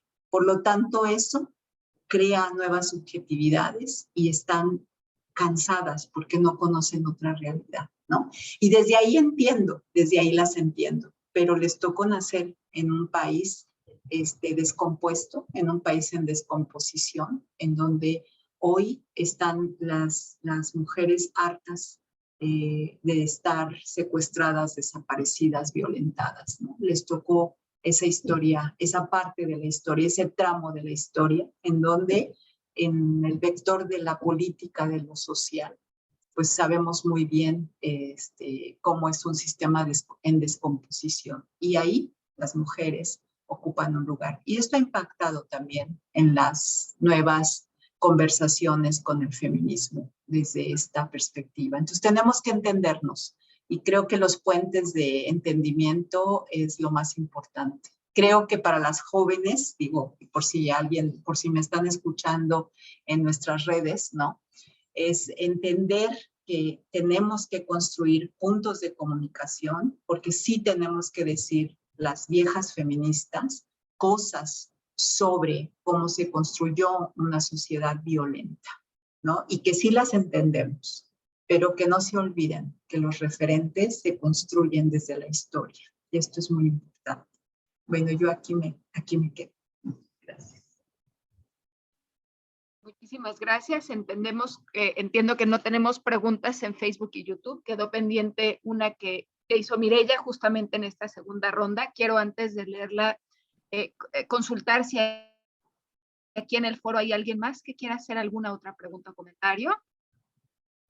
Ok, entonces les leería la pregunta que nos quedó pendiente de Mireya. Dice Marta, ¿cómo diferenciar representaciones individuales y sociales? Y ahí yo le agregaría y colectivas, para tener los tres, ya que estamos de oferta, en estas perspectivas de cursos y trayectorias de vida.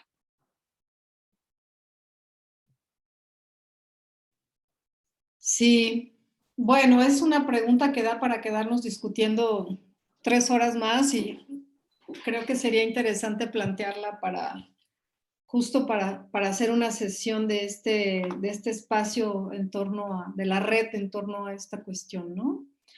Y creo que la respuesta va a depender mucho de la interpretación que tengamos de la teoría de las representaciones sociales. En mi interpretación no hay representaciones individuales. Las representaciones, aún las construidas por los sujetos de manera individual, personal, son sociales, porque utilizamos categorías sociales, utilizamos el lenguaje. Si bien es cierto que construimos podemos elaborar representaciones sociales a partir de nuestra y única experiencia subjetiva, y en eso pueden ser representaciones sociales únicas. De todas maneras, dialogamos simbólicamente con los otros a través de esos lenguajes, a través de la memoria, etcétera, etcétera. Entonces, digamos que esas representaciones sociales que elaboramos desde la experiencia subjetiva, las elaboramos a partir de un bagaje sociocultural.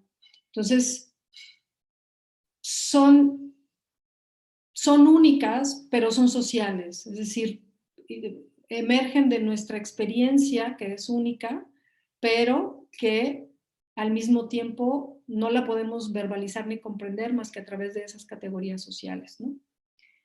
Y luego estas representaciones dialogan con otras en la interacción social y con otras en lo que ya no es palpable, es decir, en el contexto social, ¿no?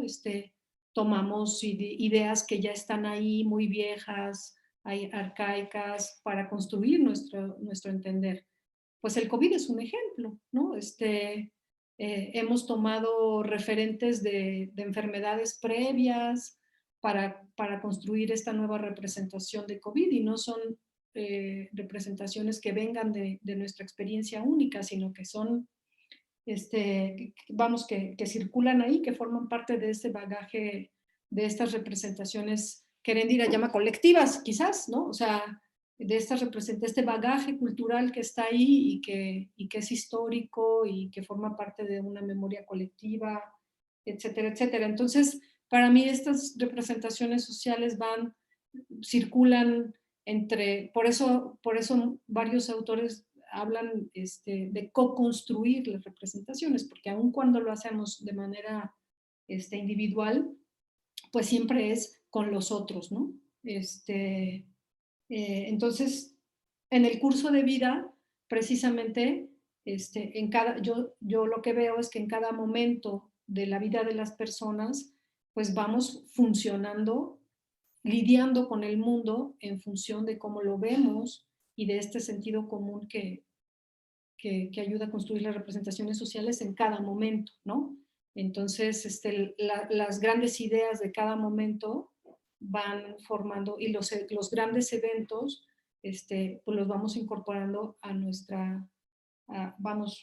nuestro hacer día con día, que con el paso del tiempo pues se va volviendo parte de nuestra historia, ¿no? Es así como yo lo interpretaría. Muchísimas gracias, Marta. Pues estamos llegando casi al cierre de la sesión que me toca a mí hacer, y después del seminario, para lo cual ceder el micrófono a Fátima, para cerrar en este tono poético, como abrimos esta sesión acerca de representaciones sociales y género en contextos situados. Me voy a permitir leerles una cita muy breve que nos habla de esta relación tan hermosa de Ángela y René. Y dice, siempre que, de esta co-creación, de este tejer del que hemos hablado a lo largo de la sesión y el seminario, siempre que la belleza mira, el amor también está allí. Siempre que la belleza muestre una mejilla sonrosada, el amor enciende su fuego con esa llama. Cuando la belleza mora en los oscuros vallecitos de la noche, el amor viene y encuentra un corazón enredado en los cabellos. La belleza y el amor son cuerpo y alma. La belleza es la mina, el amor el diamante. Juntos han estado desde el principio de los tiempos, lado a lado, paso a paso. Y esta es una cita de Rumi, y con eso le cedo el micrófono a Fátima y cerramos la sesión de hoy para que ella cierre el seminario. Muchas gracias, Ere. Qué bonita, gracias. Bueno, yo en realidad voy a decirles que hoy llegamos a nuestra última sesión de esta etapa de nuestra red, y que seguramente para quienes nos están escuchando, siguiendo, y para nosotros mismos, tenemos como la riqueza de estas sesiones que han sido sumamente interesantes, sumamente agradables el espacio y hemos podido como ir concretando mucho más nuestras propias ideas, ¿no? Creo que cada quien desde su lugar, desde su línea de investigación, ha ido aportando mucho para el desarrollo y concreción cada vez más de esta red. Invitamos a quienes nos están escuchando a que estén alertas a las próximas actividades que esta red va a proponer y que se mantengan siempre presentes para seguir pensando juntos y juntas, ¿no? Desde este quehacer comprometido con la justicia y la transformación social en nuestros distintos países y en nuestras regiones.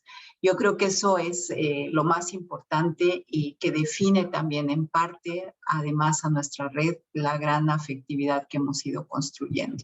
Así es de que pues creo que no me queda más que agradecer todo el esfuerzo que hemos hecho y seguro que muy pronto, supongo que hacia el segundo semestre, octubre, septiembre, agosto, septiembre, esta red nuevamente volverá a estar planteando nuevas actividades. Así es de que muchísimas gracias a quienes nos siguieron y gracias a todas y todos quienes hemos estado aquí compartiendo este espacio. Y bueno, Adelina nos va a despedir. Les mando un abrazo desde la ciudad de Mérida, Yucatán, México. Y nos estamos viendo muy pronto. Gracias. Ade, por favor. Bem, do norte ao sul, do sul ao norte, falo em português, que também é uma das línguas dessa nossa América Latina, para celebrar esse primeiro semestre também, a conclusão desse primeiro semestre, e contar para aqueles que estão nos conhecendo agora, né, que nós somos uma rede que está se congregando, né, está num movimento de organização, e esse é um convite para aqueles que se interessem, como nós, em pesquisas, em difusão, em intervenção, que envolvam essa preocupação com o dever social, né, com um compromisso ético-político. Nós temos uma diversidade de aportes e de interesses investigativos, temos uma diversidade geracional, temos uma diversidade de países, então é uma rede que está aberta às contribuições e aos debates e às reflexões que contribuam, né, para esse dever social. Espero que todos possam visitar também o nosso site, redemiradasPsicossociais.org. Esse psicossociais é com S só, né, porque é em espanhol.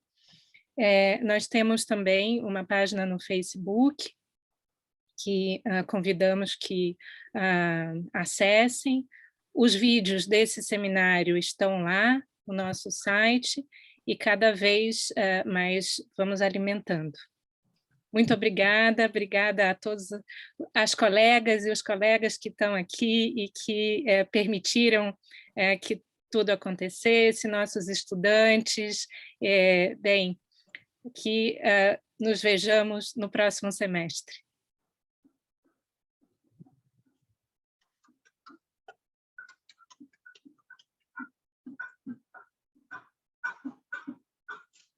Muchas gracias. Hasta pronto, buena tarde. Hasta pronto. Abrazos y besos, chao. Adiós, adiós. Bye. Buena tarde. Hasta Buena luego. Boa tarde. Boa tarde. Boa tarde.